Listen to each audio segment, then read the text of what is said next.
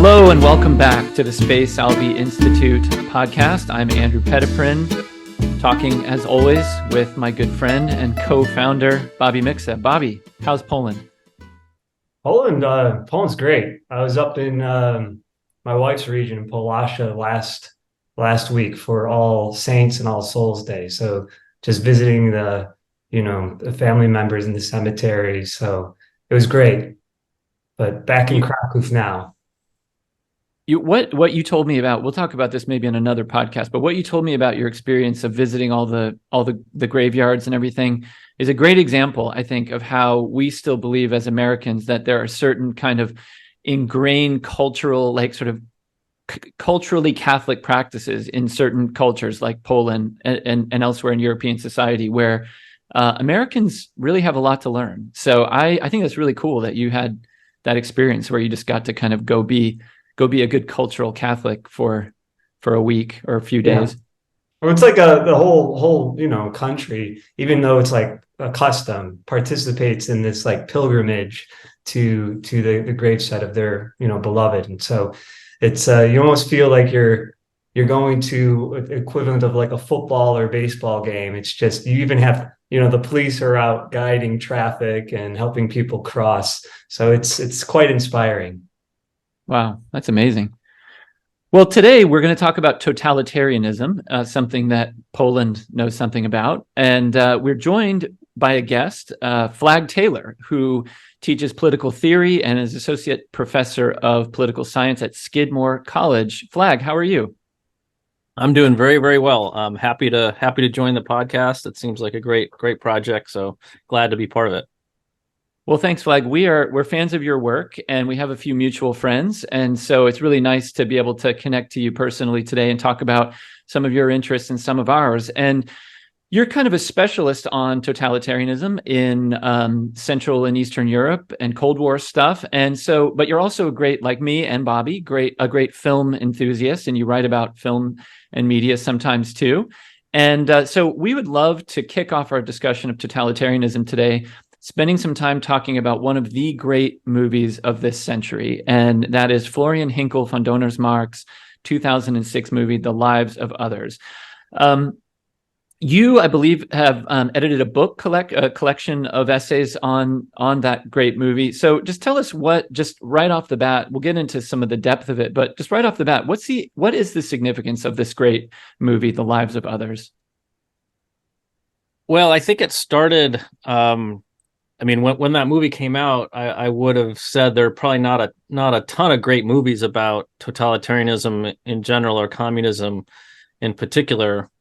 But that one was so good, and it won the Academy Award for Best Foreign Film in 2007, and universally acknowledged almost to be a moving movie by anyone who saw it. I think it was William F. I think it was in a Jay Nordlinger column for National Review. I think he saw it with William F. Buckley, and who supposedly said upon exiting the theater, that was the best movie I've ever seen. So widely embraced and loved by lots of people, I would say across the political spectrum, not just conservatives. I just found it to be a wonderful movie and a movie that you could learn from, right? Both an entertaining movie in terms of plot and character, and your attention never flags a bit. So just as a film experience, very wonderful and moving. But then as something that could give you a real sense of what it might have been like to live in a totalitarian regime, something that you could really learn from, right? I found it to be extraordinary, and so then turned to this book project that you alluded to, putting together some essays by different scholars from a range of disciplines, and lucky enough to have a friend who was a journalist working in Berlin that was able to interview Joachim Gauck, who was the first administrator of the Stasi archives after the wall fell, and then rose to be president of Germany shortly after the book came out. So that was a extraordinary bit of luck for us to get an interview with him. So again, just a movie that is good as a movie, but one that I think is a sort of inexhaustible source of thinking and learning about the phenomenon of totalitarianism. Yeah, it's a remarkable thing when you think about it. The movie is set in the mid 1980s, and I was born in 1979, and I remember when the Berlin Wall fell. I was 10 years old, but most of my growing up was kind of in the wake of the Cold War ending, and as an American, not experiencing a lot of the things that Europeans would have done at that time. But watching this movie that came out in 2006, you realize in 1983, 1984, it was still not at all inevitable what was going to happen. My father taught geography at a university, and I remember him telling me in the late 70s, he said it was just absolutely taken for granted among his colleagues in the social sciences, in all the academic departments in the university, that communism was here to stay, period. That there wasn't any, Reagan could say, we're going to defeat these guys, but nobody really thought that was true. And the interesting thing to me about The Lives of Others is just how near the end is. And yet they're still so deep in the game of like the whole kind of what is truth thing, and the whole kind of like trying to manipulate the message and manipulate a whole people, So maybe I'll just, that's just kind of an open-ended comment, but maybe I just throw it back to you to give us a sense in that movie of like, how real that was, like for the people. Like, we have this character in the film, Gerd Wiesler, who's the Stasi agent, who's like the best of the best, and yet it begins to kind of like his brain ends up getting rattled, right? Because even he sort of starts to unravel with the idea that like maybe there's something really true that isn't just what we kind of concoct, right? So anyway, open-ended, I'll just throw it back to you for further comments about the great film. Well, I would add to your initial comment about the idea that, in the mid 80s, it was still not obvious to anyone that this thing was going to end anytime soon.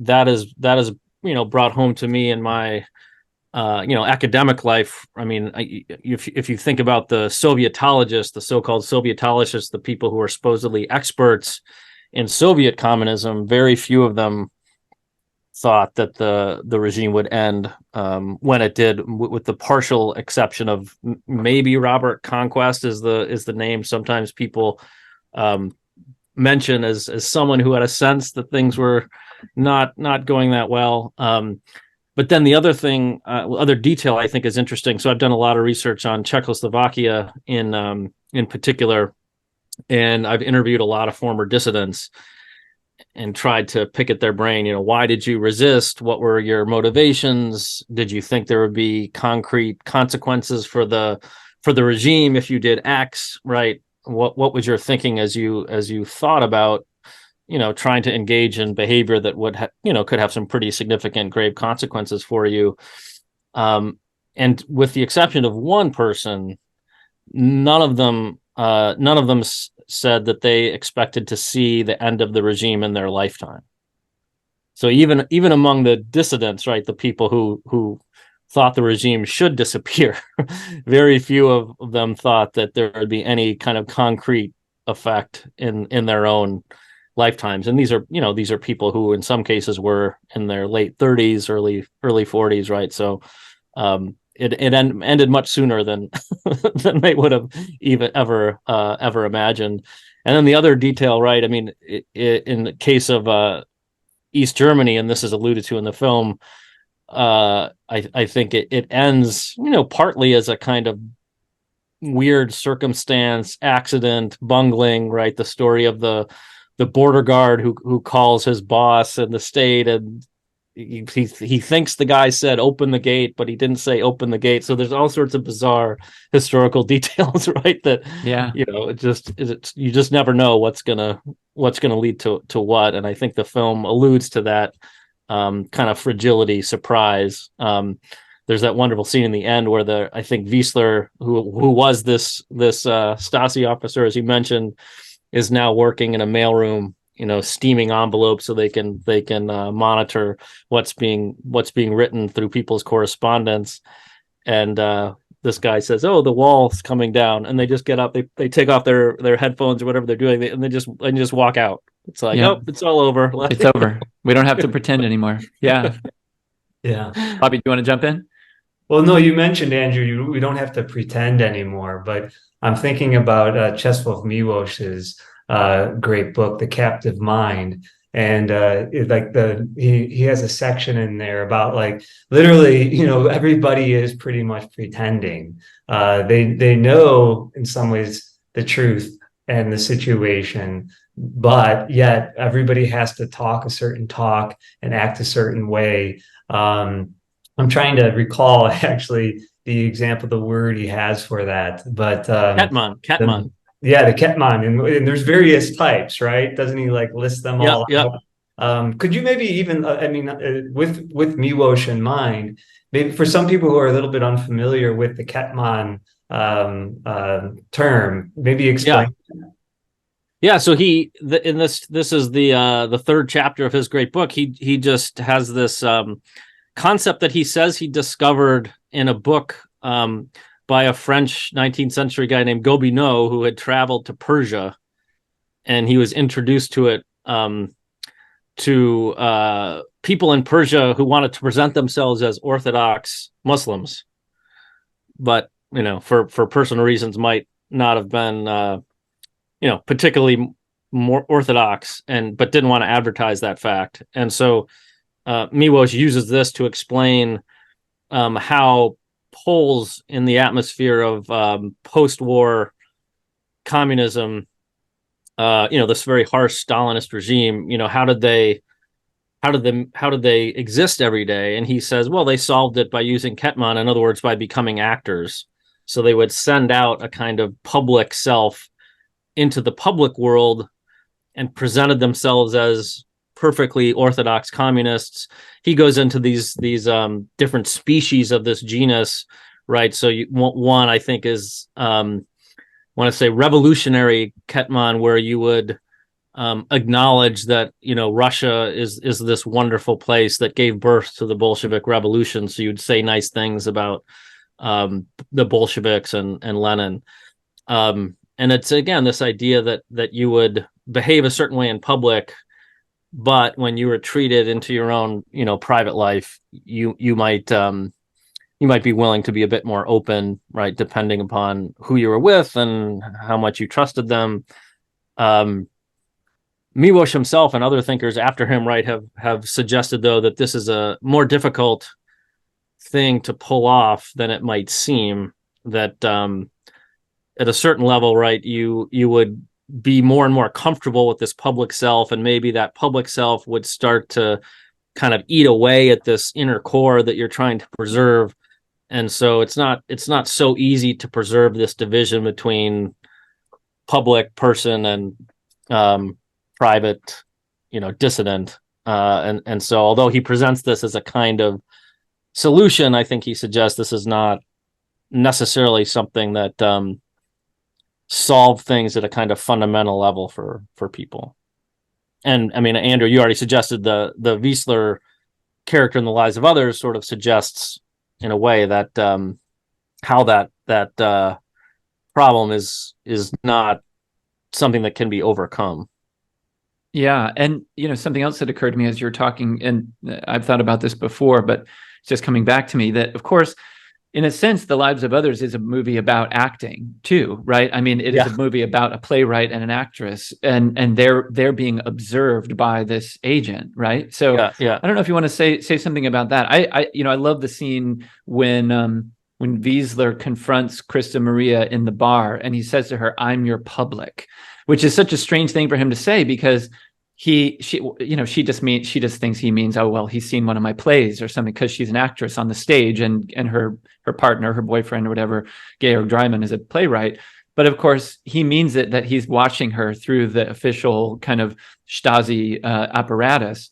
So I don't know if there's a question in that, but there's more, I think, to be said about just how Florian Henckel von Donnersmarck really conveys that very thing that you're talking about, this sort of like this identity that is sort of acting, and the anxiety that produces in people. Yeah, I think I would say, right, that he's playing on the purpose of art, and the dramatic arts in particular, right, it would be to get people to, people go to a play to observe a piece of art that can tell them something interesting and true about the world.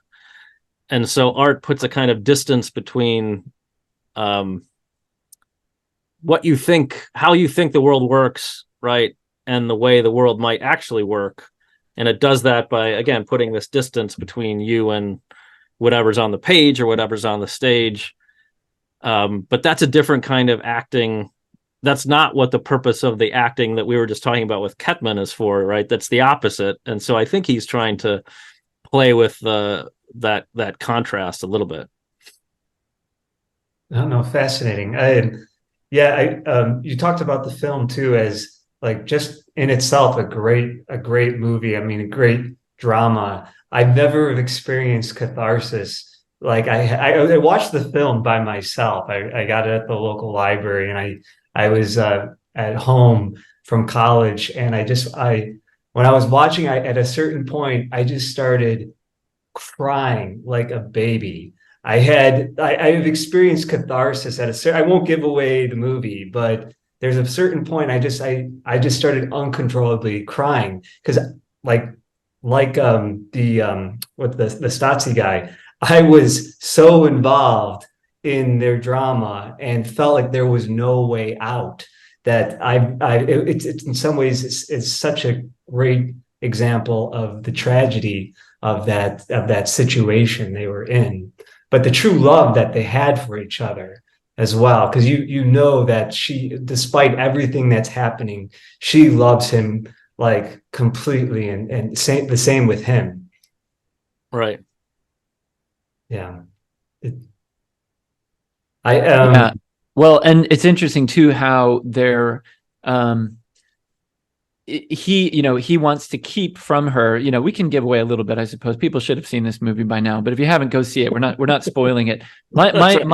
My perspective in my writing and in my interactions with people in the world is I really don't care about spoilers. I think if a movie is worth watching, it's worth watching whether you know what happens or not. But anyway, this isn't giving away too much to say. Yeah. So, I mean, at the heart of the movie, there's this playwright, Georg Dreimann, and then his partner, Christa Maria Zeeland, who's an actress. And yeah, they really love each other to the point where he wants to keep secret from her the kind of the illegal activity that he and his like intellectual friends are engaging in. And then by accident, she discovers what they're doing. And then she's put in a really tight spot. And essentially, like, the state can use the fact that she has this knowledge in her brain is enough that she can kind of, she sort of betrays them, right? And it seems to me like that's part of the awfulness of totalitarianism is the ability to kind of, leverage this information on, against people despite their love for each other. It seems just incredibly inhumane to me. And that really comes across in the film. I don't know if you have thoughts about that, Flagg. Yeah, I think that's right. I guess the other thing I would add, that's sort of going back to the previous question about Kettmann and acting and this idea that you could send out a public self and conform. And the other interesting thing I would say about the film is that is not really what the two primary characters in the film do. So I think where Wiesler in particular is presented as a pretty sincere socialist, right? He thinks that this is a regime that is just, and this project is a project that is worth undertaking. I mean, I think you see even at the beginning of the movie, he has certain doubts, but he's not a cynic, right? He's kind of in it for real. And on the other hand, Dreimann, the playwright that you mentioned, he's someone who has kind of made his peace with the regime in a way, right? We know that he's an award-winning playwright. He's been given gifts by Honecker's wife, and so he's kind of tolerated as a playwright. And so maybe he's kind of made this deal in his own conscience, like, well, this regime isn't great. On the other hand, right, there's room for decent people like me to make a living as a dramatist, and I can affect change from within with my art. And so he's not, I would say he's not a cynic either. I think he really thinks that he's, acting decently. And it's only when he really is brought face to face with the ugliness of the regime in two concrete ways. One, the death of his friend Yerska, the other director that commits suicide. And two, right, Wiesler's the one who forces him to go down to the first floor of his flat when Minister Hempf, who's the Minister of Culture, right, it turns out he's basically raping his girlfriend and he doesn't know it, and Wiesler wants him to see it, right? He's like, this guy thinks he's living in a somewhat decent regime, but I'm going to show him how ugly things are. And so both of them in a way need to be smacked in the face with the truth about what's happening. And I guess I would just finally I'll end my little monologue. The Hempf, the Minister of Culture, and then Grubitz, who is the other Stasi colonel, I think he's Wiesler's immediate superior. Both Hempf and Grubitz are cynics. I think they're actors. They have no illusions about the possibility of revolutionary socialism. They're in it to preserve their power and not much else. Yeah. Let's I wonder, when I think about that Hempf character, there's that really startling scene at the end where Dreimann is now one of the great kind of intellectuals of the new Europe, in a sense. Like, after the wall goes down, he's still he's kind of risen to the top, this former East German who's now still writing plays and writing about kind of the new reality or whatever. And he puts on a play, I believe, or he's at a play or something like that at the very end, and this minister is there and they have this conversation. And the thing that struck me about that is just thinking that this guy, this minister who was this total cynic, but who kind of did every awful thing to get to the top of this horrible regime, is still influential, still he's still around, right? Which reminds me a little bit. I don't know if you know the work of the German novelist Heinrich Böll, but some of his work touches on that. Like, all these like former Nazis, like, as long as you're just like not the top first, like as long as you're not like in the first or second tier, if you're like in the third or the fourth tier, you still get to be the mayor of Cologne or the or whatever. You still get to kind of be around, right? Like, you don't really pay the price. And I saw that with him. I don't know, just in your kind of work, Flagg, on totalitarianism, is this the case? Like, does this really happen in these, in some of these places where, like former kind of participants in the system are, still on top when the system goes down? I guess I wouldn't say probably on top. I mean, this has been the great problem of post-communism, right, as opposed to post-Nazi Germany, right? I mean, there was this pretty rigorous denazification effort in the case of World War II in Germany, but different countries have handled what's called lustration. The Czechoslovakia, the Czech Republic, I think, handled it more stringently than others. Really tried to make people who had participated in state security and higher level party stuff, bar them from any kind of public office whatsoever. So in some cases, these lists were made public when they probably shouldn't have been made public, and so that has some problematic aspects to it. But it's a question of kind of public good versus preserving someone's past, and different. As I said, different countries have handled it quite differently. Right, and I think in Russia, there was not much of an effort to do any kind of meaningful lustration, and I think you see the results.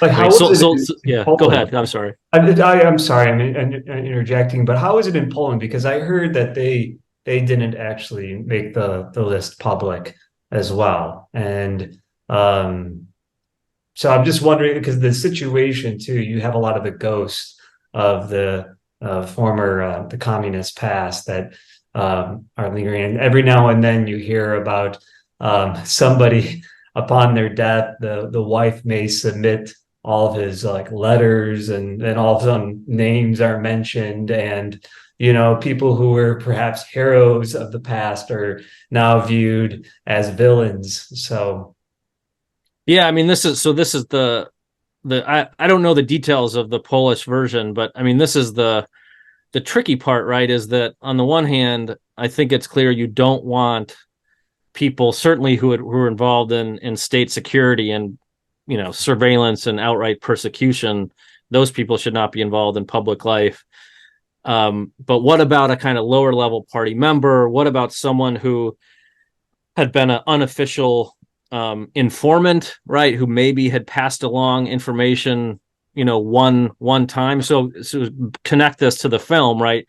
In the film, there's this moment where Wiesler enters Dreiman's apartment, and this poor woman who lives across the hall has happened to be looking at her peephole and had seen the Stasi go into the apartment. When Wiesler leaves, right, he knocks on her door and says, "Not a word about this," or young Misha, I forget the girl's name, but your daughter won't get a chance to study at university. And so she doesn't do anything. Should those type of people be punished right after in the 1990s because they did that, right? Probably not. But it's not always clear where that line should be drawn, right? I mean, the regime and the system of surveillance and informants had its tentacles in so many different places, right? Probably most people at some point had given up something just to try to avoid trouble. And so do you want to punish, right, 80% of the population for doing that? Like, I don't know the answer. Yeah. As you were talking, I was thinking about that scene in The Lives of Others where Wiesler gets on the elevator and the little boy makes a comment to him. Do you want to tell us about that scene? I think that's really illustrative. Yeah, he gets on the elevator, and there's this little boy who has a soccer ball, and the little boy looks at Wiesler, and he's probably seen Wiesler types walking around or on TV, and he says, the little boy says to Wiesler, "Are you Stasi?" And Wiesler says, "What do you know about the Stasi?" And the little boy says something like, "Well, my dad tells me they're the bad, mean people." Mm-hmm. Yeah. And so you see Wiesler, look on Wiesler's face is like, okay, yeah, your dad's gonna get what's coming to him. But he also has this little moment of crisis, and so he says, and you think he's gonna say, "What's your dad's name?" Mm-hmm. And he says, "What's the name of your ball?"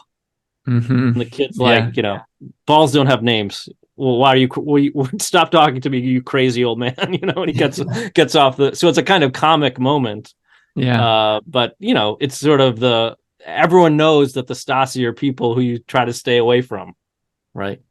Yeah, it's a terrifying moment as a parent actually watching that scene, because that your children are going to tell your secrets to the world.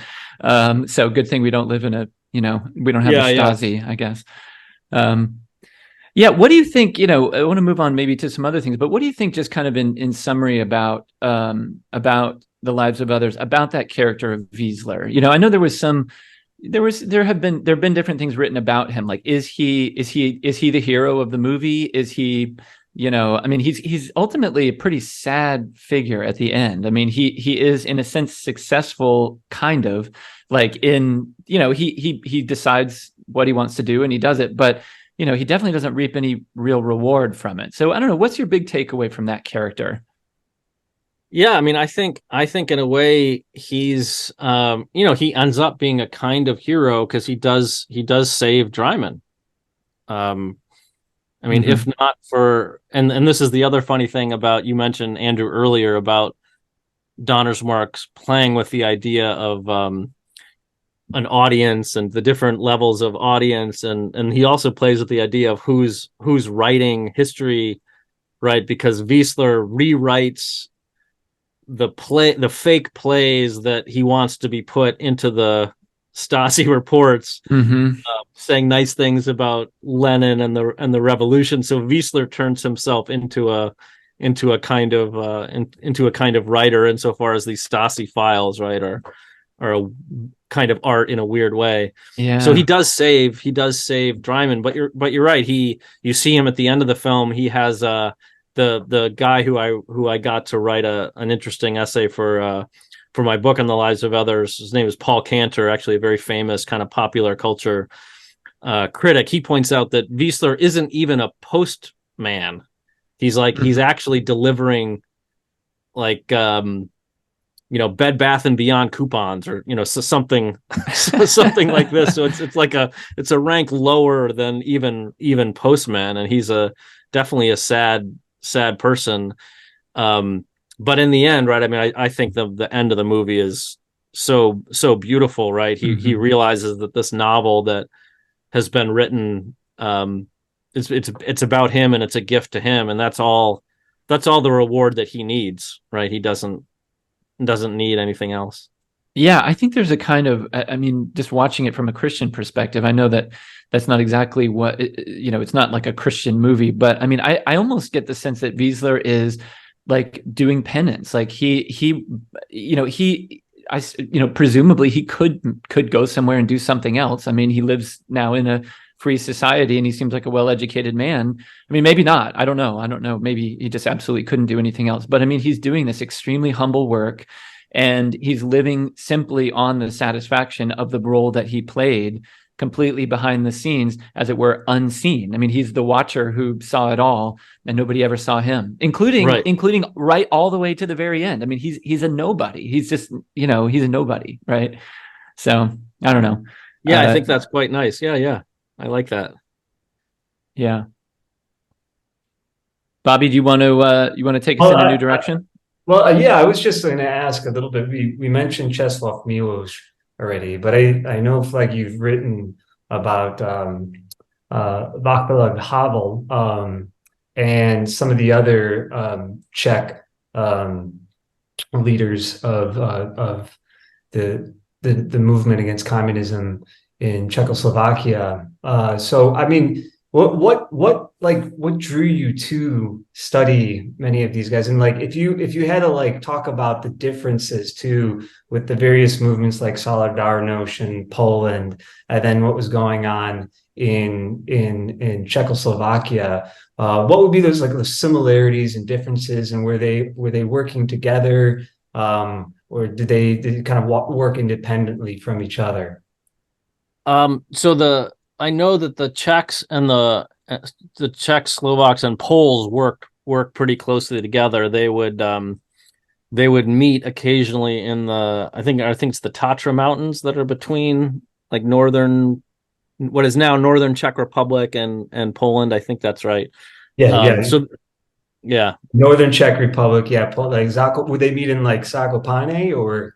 Yeah, probably. Okay. And then, but occasionally they would go into the mountains to try to meet undetected by the state security of either regime, and they would exchange ideas. I know the plan after Havel wrote his famous essay "Power of the Powerless." It was translated into Polish, and they were thinking of I think trying to publish a kind of joint publication that would involve dissidents from both countries, and I think it never happened. I can't remember. It was because one of those meetings was disrupted by the state security of one of the regimes. I think this was in I want to say like 1980 or 81. And so I think there were definitely some similarities in terms of the ideas that they thought might be effective in resisting the regime. And so I know that the Czechs admired very much the flying university or the underground university system in Poland, which was much more, I think, thanks mostly to the Catholic Church, which was much more extensive and sophisticated in Poland than it ever developed into in the Czech Republic. And so Václav Benda is this Catholic dissident who's a close ally of Havel. He had this very famous essay in 78 called The Parallel Polis.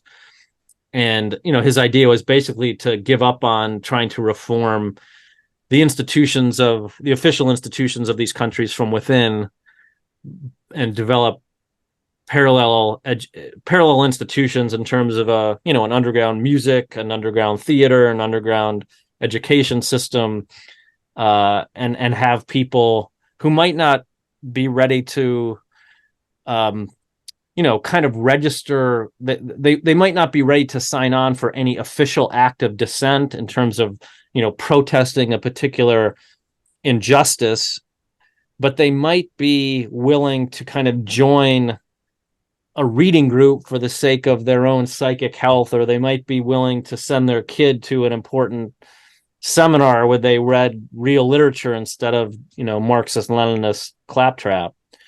And so his idea was you kind of induce people to participating in this parallel society, and the point is not to get them to become quote unquote dissidents, but rather to kind of reinvigorate their social and political selves in a way that it would be attractive to them. Now, the trick is, right, that would involve some risk. Like you couldn't avoid the fact that this stuff would have been, in whatever form you tried to induce them to participate, right, they would be taking a risk. But I think his basic idea was you have to offer people concrete goods. You can't just ask them to sign on to some protest that may or may not have any concrete effect. Yeah, and now I know I believe all three of us are admirers of Roger Scruton, and he, something that fascinates me is he went to Prague, I believe, and elsewhere in Czechoslovakia and Poland, I believe, and was involved in supporting this, like, kind of what you're talking about, this kind of underground intellectual movement. Mm-hmm. And I guess I have another question, but maybe we'll pause there if you have any thoughts about Scruton. I mean, I just want the world to know about him and what he offered. Yeah. So in 1979, a young Czech guy.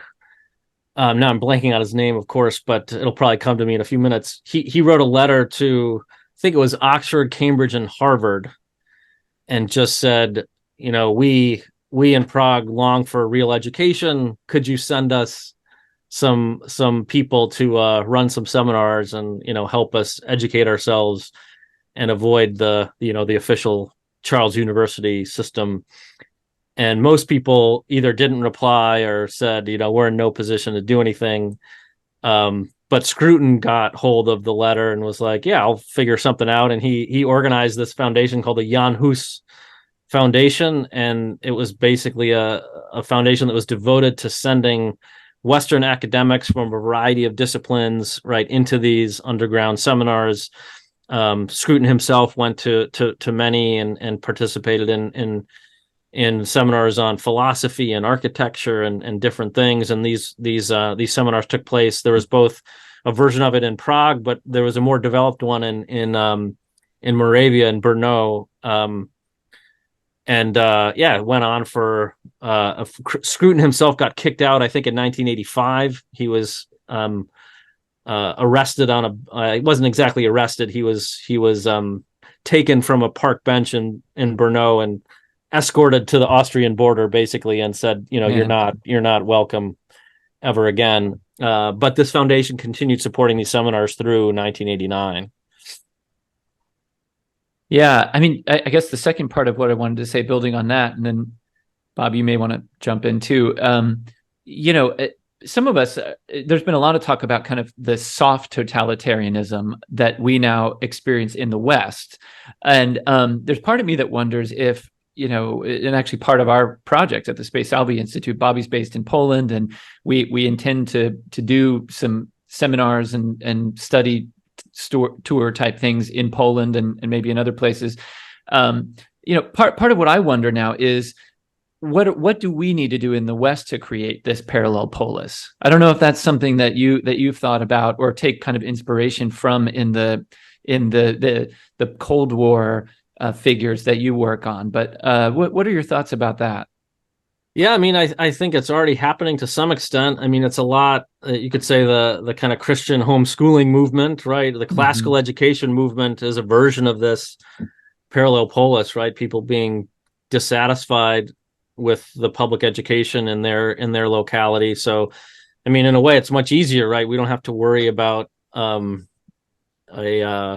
mean, I guess it varies from state to state, depending on different rules about having to do with establishing charter schools and homeschooling and all of that. But I would say all of that bureaucracy pales in comparison to what people risked in, Sure. 1970s Poland or Czechoslovakia. So, I would say that the Parallel Polis project is attractive, and the good news is that it's a lot easier compared to what the people in the East had to had to try to navigate. So, Bob, Yeah, you want to jump in? yeah, no, I mean, but in the East, I mean, I've been only living in Krakow, a little bit outside of Krakow now since May, but in that short time period in my numerous travels to Poland in the past 10 years, it's interesting how now with a lot of with the capitalism now and this new regime, you had the church as an authority and kind of having you had the parallel polis with that totalitarian system. But now, especially amongst the younger generation, we had Michał Łuczewski on a couple of weeks ago, who's a Polish sociologist. We were seeing how, in a way, Poland might be going the way, possibly, of even something like in Ireland, even though you have many people who are going to the churches still.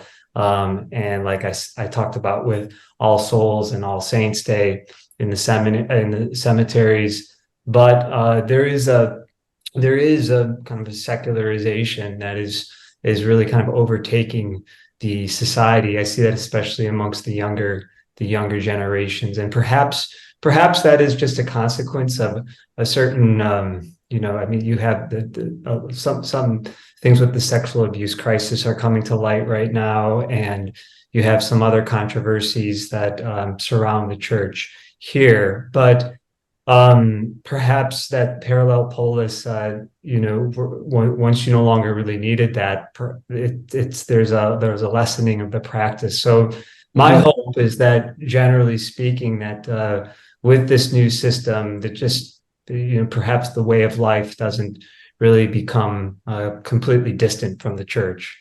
mm-hmm.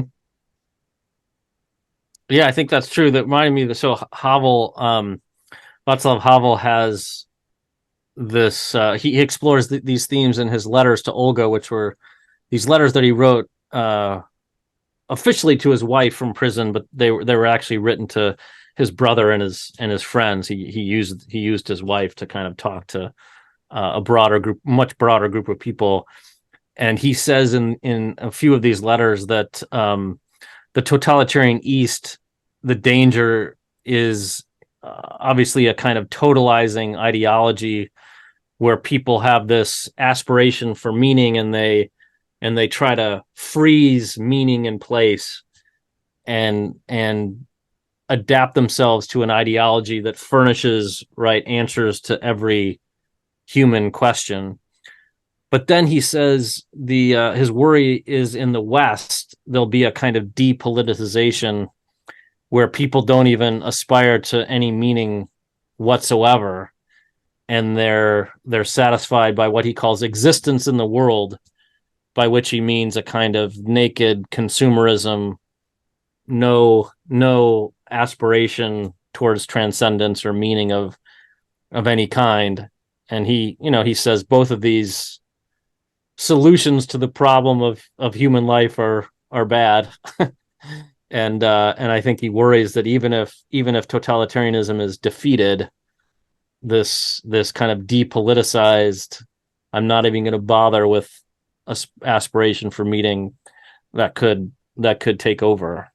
Is it kind of like the Murdy Bing pill that Miłosz mentions with Czesław Witkewicz's book Insatiability?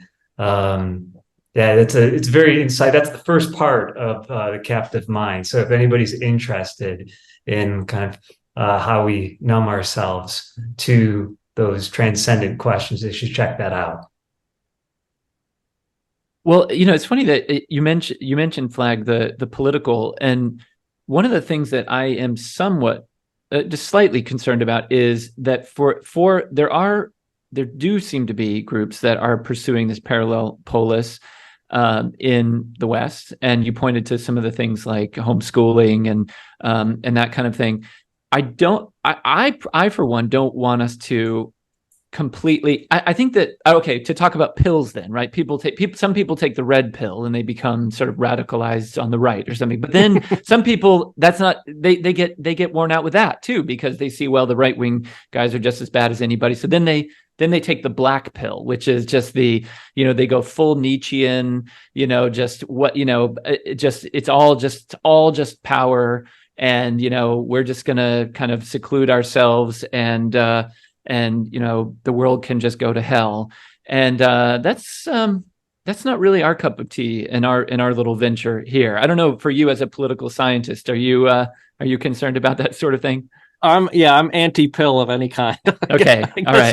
Let's forget about the pills. I think the parallel polis is useful and important to the extent that it's genuinely needed. But I also think, conservatives especially, there's a real danger. They should not, give up on official institutions. I mean, I think again, we are.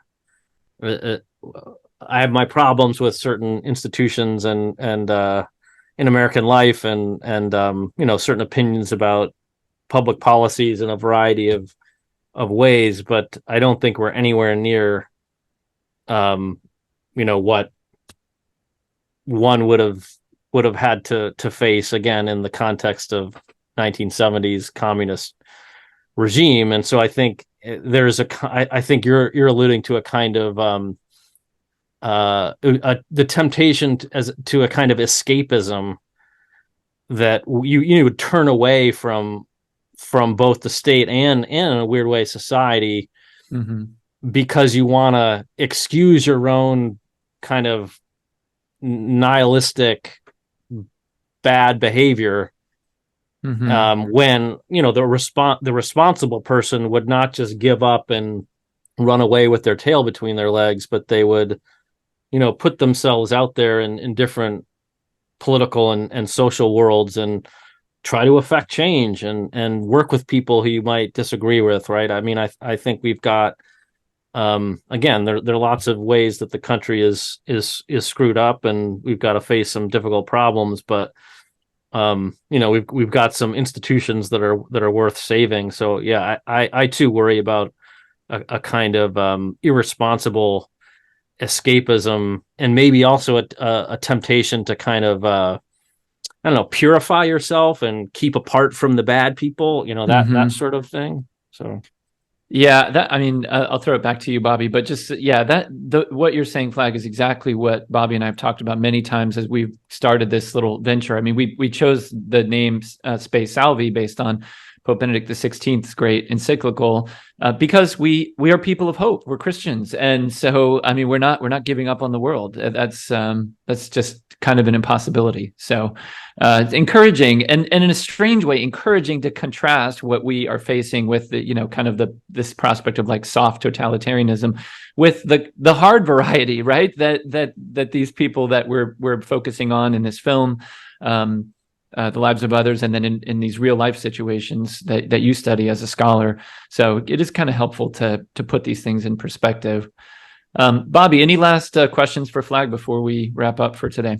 Well, I mean, it's just not so much questions, but maybe a comment. I remember when a book called The Benedict Option came out, and a lot of people were aspiring to kind of go retreat possibly on a whether or not that was the author's intention in the book. But I remember a professor telling me, just go read Nathaniel Hawthorne's short stories about some of these utopian projects, and You know, usually people, you know, we're all still marked by sin, and so usually sometimes those communities perhaps can become almost a little totalitarian themselves, as you said, kind of this aspiration towards a certain purity, and so those projects, the intentions, it may be right, but yet you can't help but live within the world. So finding certain ways of still cultivating something like what Pope Benedict calls creative minorities and these little communities is essential. And so I see that despite the consumerism here in Poland right now, there's a lot of attempts to try to explore ways of moving forward precisely in what Pope Benedict saw as the future of the West. Yeah, that's very good. I guess I would just add to this temptation towards kind of purity and isolation, and keeping yourself apart from the bad stuff and the bad people. I would say the dissidents, right, are instructive here too, especially in the case of at least former Czechoslovakia, right? I mean, these are people who could not really afford, in many cases, to keep themselves isolated, right? They had to look for allies and kind of fraternity from whoever they could, right? And so they never ceased searching and being open to kind of unexpected allies in a way. I mean, partially out of necessity, because they had to. They had to take any ally that they could. But that kind of insistence on openness and I guess I would say a genuine kind of Christian charity. I would say that's the better model, not necessarily a kind of Benedict option. I don't like you. I don't know. I mean, Rod Dreyer has said he didn't sort of mean it in the way that lots of people took it, but without getting into that debate. Yeah. Yeah, I think we tend to use the Benedict option as just a kind of placeholder for the idea of some kind of right utopianism that probably isn't such a great idea. But Rod's actual work may be helpful in some ways, right, and not so helpful in other ways, maybe. Well, on that note, Flagg Taylor, thank you so much for taking the time to join us today and for being a part of this podcast. Where can we point people to your work? So I have a website that is a good kind of catalog of some of the more popular writing I do, like book reviews and movie reviews and podcast appearances like this. So it's Frank Flagg Taylor the fourth and just IV, the Roman numeral .com, and that'll give you a good introduction to the range of some of my writings, and also has, if people are interested in kind of what I teach, has syllabi and different courses I taught, so you can find all sorts of hopefully interesting things on there. No doubt. Well, Flagg, thanks again for joining us. And to all of our listeners and viewers, thank you for sharing this experience with us. If you like what you heard, please do give us a 5-star review. Share this podcast with a friend. Be sure to subscribe so you can get our regular episodes, and go to our website, spacesalviinstitute.com, right, Bobby? .com. spacesalviinstitute.com to sign up for our emails so you don't miss any of our articles, podcasts, or news. Until next time, God bless and live in hope.